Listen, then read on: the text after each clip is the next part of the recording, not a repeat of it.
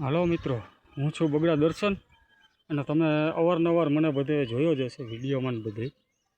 એટલે જેટલા ધોરાજીમાં જેટલા લોકો જીમ જાય છે એટલા લોકોને મારી એટલી જ સલાહ છે કે કોઈ પણ પ્રોટીન પાવડરનો ઉપયોગ ન કરતા અને કોઈ પણ જીમ કરે છે તો વર્કઆઉટ માઇન્ડ સેટ કરીને કરો અને મિનિમમ મેક્સિમમ તમે જે પણ વર્કઆઉટ કરો ફૂલ સ્ટ્રેન્થ અને સ્ટેમિનાથી કરો અને હાફમાં કોઈ છોડતા નહીં.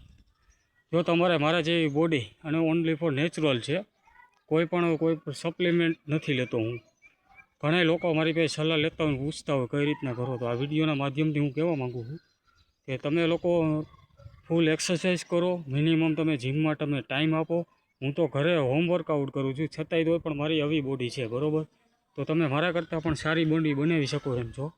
પણ એક છે કે તમે એને માઇન્ડસેટ કરો અને ફૂલ વર્કઆઉટ કરો અને સાચું રહો. તમે અમુક સમયે બધાય ઘણીવાર મેં જોયેલું છે જીમમાં જે કોઈ વર્કઆઉટ કરતા હોય પણ એ અમુક એક્સરસાઇઝ ખોટી કરી જતા હોય.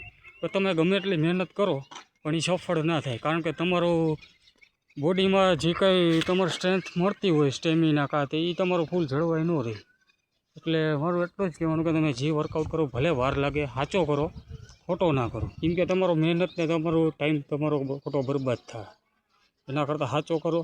અને એવું કાંઈ હોય તો આ વિડીયો મેં પહેલી વાર બનાવેલો છે અને મારા મિત્ર સર્કલ ધોરાજીમાં કે XYZ બધી જગ્યાએ અમારા છે જ સર્કલ આખું.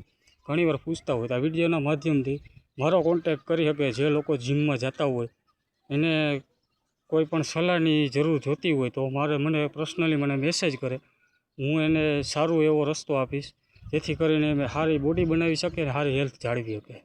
ધન્યવાદ.